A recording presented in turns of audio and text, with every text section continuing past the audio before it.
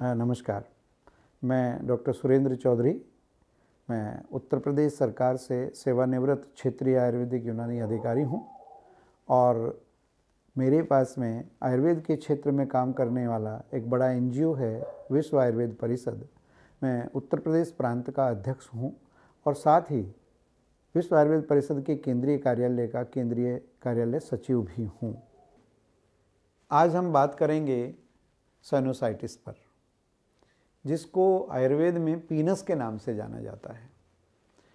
और ये जो आज का मौसम चल रहा है, जो सर्दियों का जो मौसम है, इसमें ये व्याधि काफ़ी लोगों को मिलती है।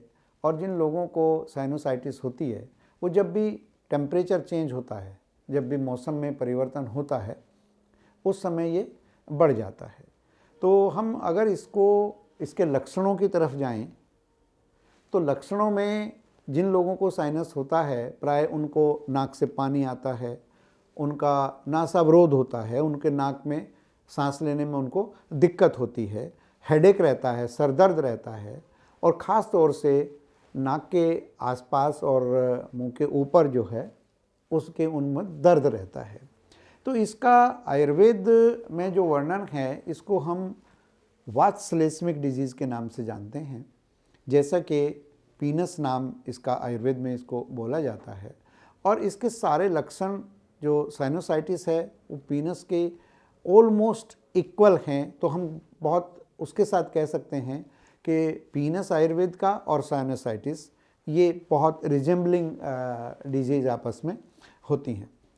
तो वातावरण में पॉल्यूशन की वजह से, कुछ एनाटॉमिकल रिकंस्ट्रक्शन की वजह से जो हमारे साइनसेस हैं, जो पैरानेजल एरिया है, वहाँ 4-5 साइनस होते हैं जो नेचुरल एनाटॉमिकल एक रचना होती है। तो उनमें किसी कारण से अगर इन्फेक्शन हो जाता है, वो परसिस्ट करता है लंबे समय तक, जिससे रोगी को सांस लेने में बहुत दिक्कत होती है। कई बार उसकी आवाज़ भी चेंज हो जाती है और साइकोलॉजिकली उसके ऊपर बहुत बड़ा प्रभाव पड़ता है। रनिंग नोज है, वो कहीं समाज में बैठने के लिए, किसी मीटिंग में जाने के लिए, या स्नीचिंग है, काफ़ी सारी स्नीजिंग होती है, छींकें बहुत आती हैं साइनोसाइटिस के रोगी को। तो ऐसे में वो एक साइकोलॉजिकल एक उसके सामने बैरियर के रूप में वो आ जाती है। और जब जब भी मौसम बदलेगा, तब तब वो पहले से पहले ही सतर्क हो जाता है रोगी कि अब ये फिर दिक्कत आ गई है। तो जैसा कि मैंने पहले कहा कि आयुर्वेद में इसको हम वातश्लेष्मिक डिजीज़ के नाम से जानते हैं और इसमें कई लोगों को खांसी भी होती है। तो ये ट्रीटमेंट प्रोटोकॉल अगर हम चर्चा करें तो साधारण चीज़ों से शुरू करते हैं जो घर में होती हैं, जैसे भाप लेना। वेपराइजेशन, वेपर लेने से बहुत बड़ा लाभ साइनोसाइटिस के रोगी को होता है। तो उसमें हम क्या कर सकते हैं कि एक बड़े बर्तन में हम, अगर हमारे पास में भाप लेने का कोई यंत्र भी नहीं है, वैसे तो आजकल आने लगे हैं वेपराइजेशन के लिए, तो उसमें हम किसी चौड़े मुंह के बर्तन में पानी उबालें और उसमें 2 बूंद यूकेलिप्टस ऑयल डाल सकते हैं, या उसमें विक्स डाल सकते हैं, या उसमें अणु तेल डाल सकते हैं, तो नीलगिरी का तेल भी डाल सकते हैं। तो ये कई सारी चीज़ें हैं। और कोई मोटा टावल, तौलिया सर पे रख के हम उसको इनहेल कर सकते हैं। एक तरीका तो इसका ये होता है। दूसरा ये है कि हमारे पास में 2-3 इस तरीके के नेजल ड्रॉप्स हैं, जैसे एक षडबिंदु तेल होता है, एक अणु तेल होता है, उनको हम नियमित रूप से ले सकते हैं।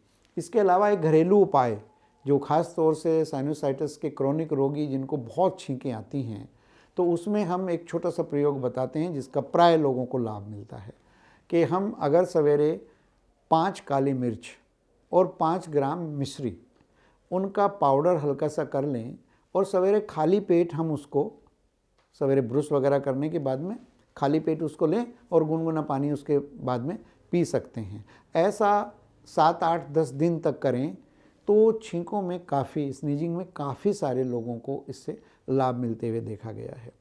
इसके अलावा एक जिसको हम स्वेदन कहते हैं, वो एक प्रॉपर पंचकर्मा का एक प्रोसीजर है। वो अगर नहीं कर सकते तो मोटा तौलिया हम उसको गर्म पानी में भिगोकर निचोड़ कर और अपने सिर के ऊपर उसको रख सकते हैं करीब 5 से 10 मिनट, और उसके बाद में हम अणु तेल या षड्बिंदु तेल का प्रयोग अपने नाक में डालकर कर सकते हैं।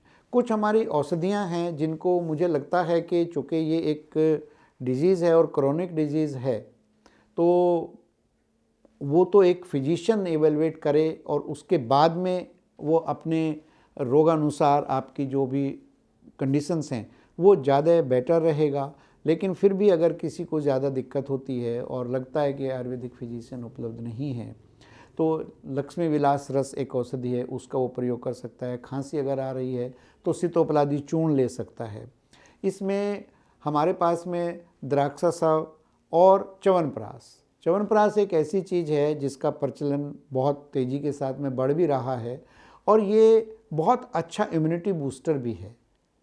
तो इम्यूनिटी मॉड्यूलेटर इफेक्ट भी इसके हैं, एंटीऑक्सीडेंट भी च्यवनप्राश को माना जाता है। तो इसको भी अगर हम लेते हैं, और इसमें काली मिर्च का बहुत बड़ा रोल है। काली मिर्च को हम चाय में डाल के ले सकते हैं, अदरक के साथ में ले सकते हैं, शुंठी के साथ में ले सकते हैं। तो इन सब चीज़ों का घरेलू उपयोग करें। और एक और चीज़ जो बहुत महत्वपूर्ण है, हमेशा गर्म पानी का ही सेवन करें।